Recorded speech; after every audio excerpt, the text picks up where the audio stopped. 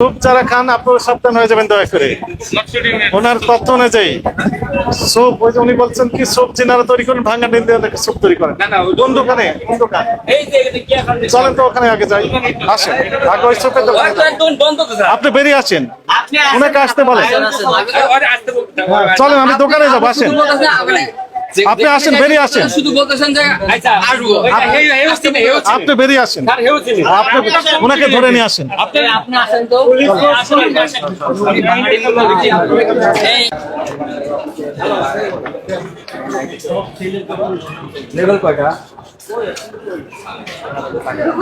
লাভ কি হলো? মেমো টেমো নাই, দাম বেশি, 1 টাকা 56। শোনেন, গতকাল 12 টাকা 60 পয়সা ছিল, উনি আজকে কত 14 টাকা 16, কত আমি জিজ্ঞেস করছি 16 পয়সা, 1 টাকা 56 টাকা বাড়িয়ে দেন। আমি জিজ্ঞেস করছি ওনার কত দাম বাড়ছে কালকে ওই জন্য এসে লাভ কি হয়েছে তাহলে? ভাই আসতে, ওনাকে আসতে বলেন, ওনাকে আসতে বলেন।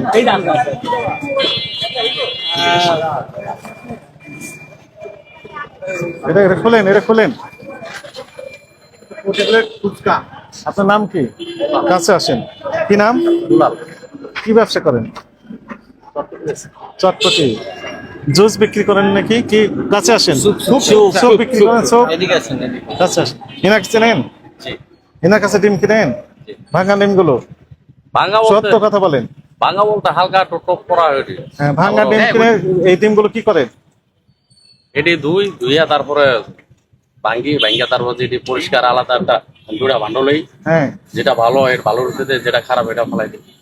এই যে ভাঙা ডিম গুলো কি করেন আপনি, কি কাজে ব্যবহার করেন? ভাঙা ডিম চটপটি যে করি, কি আমরা ভুনা করে খাই, কি স্যুপ বানাই। সোপ বানান? কোথায় তৈরি করেন সোপ? বাসা কোথায় বাসা আপনার? এই 22 নম্বর রোডে। 22 নম্বর রোড খুব দূরে না তো? না, এই এখন ডিম কিনা আছে না ভাঙা ডিম গুলো? না। কখন নেন ডিম গুলো? ডিম নেই, 2টা বাজে। এখন তো 2টা বেজে গেছে প্রায়। যাওয়া ভাঙা ডিম গুলোতে জীবাণুযুক্ত হয়ে থাকে, ওইগুলো ডিম খাচ্ছেন কেন কাস্টমারকে? ওই ভাঙ্গা না তো, কি ভাঙা? ভাঙ্গার ভিতর পার্থক্য আছে। একবার যে ভাঙ্গা বাইরে যায় উনি তো বললেন সব ভাঙা ডিমই আপনাকে দেন। না, উনি তো আপনার মুখোমুখি করেছে। আপনি কে? আপনি বাইরের মানে? ওই ভাই একসাথে কার ভাই? দোকানে কোন দোকানে? ওই যে দোকানের সামনে হ্যাঁ দোকানে ছিলাম, কার দোকানে? হ্যাঁ দোকানের সামনে দাঁড়ানো ছিলাম। এর দোকানে দাঁড়িয়েছিলেন আপনি? আপনি এনার পক্ষে কথা বলছেন কেন? না ওরে হ্যাঁ, স্যার দোকানদারে উনিও দোকানদার?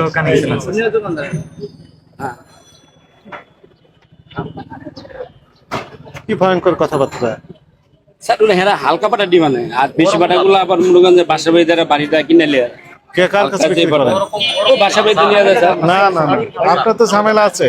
আপনি যে ফুচকাতে ব্যবহার করছেন ভাঙা, একদম এটা আমি কইতে পারি না। জীবাণুযুক্ত, আবার কইতে পারেন না, আপনি তো বিক্রি করেন। না ওনারা কিনা না, আমি না ওনারা কোন জায়গায় ব্যবহার, এটা তো স্যার সঠিক জানেন না। তো সঠিক জানেন আপনি, আপনি বলে তো জুচে দেওয়া হয়।